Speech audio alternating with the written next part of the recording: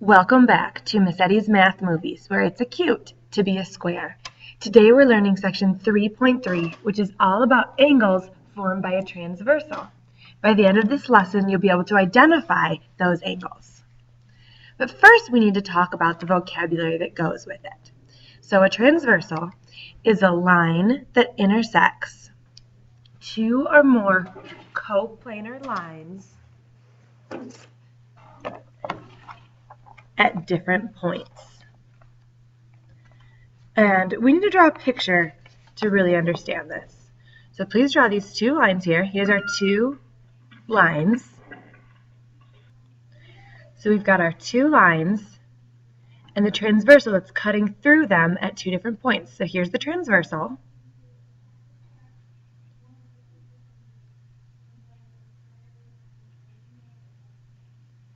Let's label all of these angles so that we can talk more about them as we learn to identify them further down.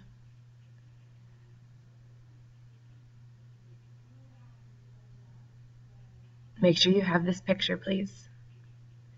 So another set of angles we're going to talk about is corresponding angles, which are two angles that occupy corresponding positions. And I'll explain to you what that means using our picture. So make sure you have the picture.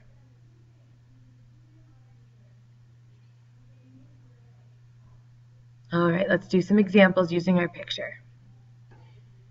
Let's start with angle 2. Angle 2 is in the upper right position. So then I look there and I see who's in the upper right. That would be 6. So 2 and 6 are corresponding because they are both in the upper right position. And let's look at 4. 4 is in the lower right. What's in the lower right in this section? 8. So 4 and 8 are corresponding because they're both in the lower right. Let's see if you can figure out what angle 1 corresponds with and what angle 3 corresponds with. I'll give you a second to write it down. 1's in the upper left. 5 is in the upper left. So 1 and 5 are corresponding. And 3 is in the lower left. And 7 is in the lower left. Another pair of angles we're going to talk about is alternate interior angles, which are two angles that lie inside the lines on opposite sides of the transversal. You've probably heard that word interior before, which means inside. So interior, inside, and alternate means opposite. So we've got opposite, inside. So you can see we've got the outside and the inside of our picture. And I'm going to label that for you. Here's the interior. Here's the exterior. So we're looking for alternate interior. So 3 is on the interior, and totally opposite of 3 is 6. So 3 and 6 are alternate interior. And 4, and totally opposite of 4 is 5 on the interior. Very similarly, now we have alternate exterior. So it's the same definition, but now we put outside instead of inside. Two angles that lie outside the lines on opposite sides of the transversal.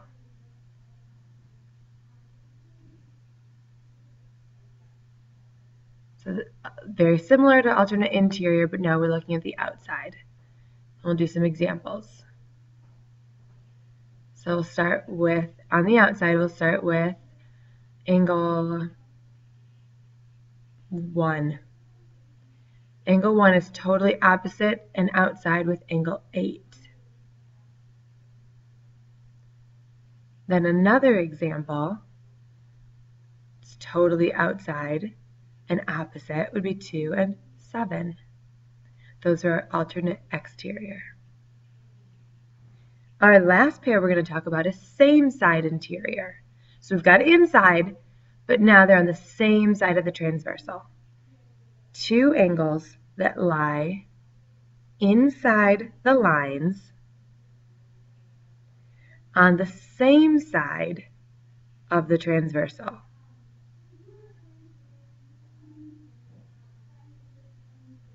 Two angles that lie inside the lines on the same side of the transversal. And let's do an example. So we have to be inside, so the interior on the same side of the transversal. So look at the inside angles, and either to the left of the transversal or to the right of the transversal. So 4 and 6 are both to the right of the transversal on the inside. So they're same side interior. Then let's look to the left of the transversal. On the inside, we've got 3 and 5. So 3 and 5 are another example. We're going to keep practicing this in the following pages.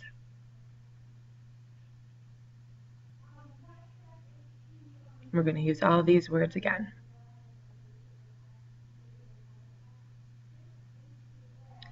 Using the words we just talked about, we're going to identify the relationship between the angles. 1 and 2. Well, if you look at 1 and 2, notice they're both on the interior. They're on the inside of the two lines. So they have to be interior angles. So let's write that down. Now, are they same side interior or alternate interior? Well, they're on opposite sides of the transversal, so that's alternate interior. Remember, alternate means opposite. Now let's look at 3 and 4. Here's our inside, here's our outside. 3 and 4 definitely on the exterior, and they are totally opposite of each other, so that's alternate exterior. Let's label T on all of these so we make sure we're looking at the right transversal. Right, 5 and 6 are definitely both on the inside, so that's interior.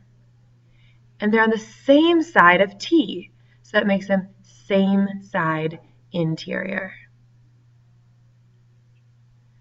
All right, now on each diagram below, we need to label the transversal as T, then label one pair of angles that fits the description.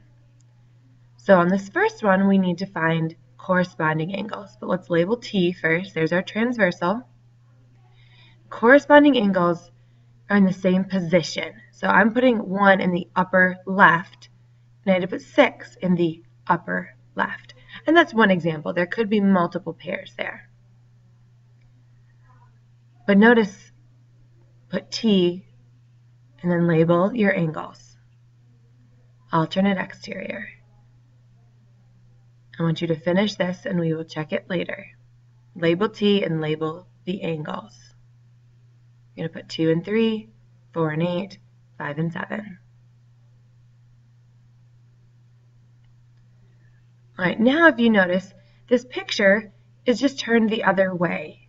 Don't let that confuse you. If it makes you feel better, you can turn your book so that it looks like the ones we've done before, where we've got the inside and the outside. Still the same idea.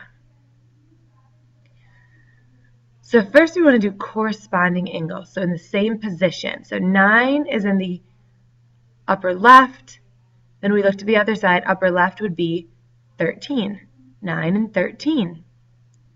10 is in the upper right, 14 is in the upper right.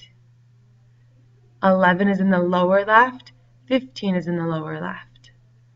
12 is in the lower right, and 16 is in the lower right, so they are corresponding. Alternate exterior, so look at our outside angles. So we've got 9 is on the outside, and we want totally opposite of 9 to be alternate exterior. 9 and totally opposite of 9 is 16. Alternate is outside, or opposite exterior is outside. So then we've got our other pair is 11 and 14. They're outside and totally opposite of each other. Now we have to look at our inside angles and opposite of them. So 10 is totally opposite of 15. Alternate interior. And our last pair is 12, and opposite of that is 13. Same side interior. So it has to be inside on the same side of t. So 10 is on the same side as 13. And that leaves 12 being on the same side as 15. The follow-up says, in example 2, does a transversal intersect two parallel lines? Well, no. Those lines aren't exactly parallel. Doesn't look like it to me, so it doesn't have to be parallel. It could be, but not in this example.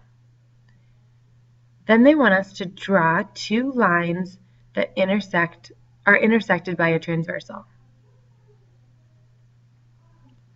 And label that transversal T. How many angles are formed? 1, 2, 3, 4, 5, 6, 7, 8. 8 angles are formed. But now let's look at the pairs. Complete the table with the number of pairs that are formed.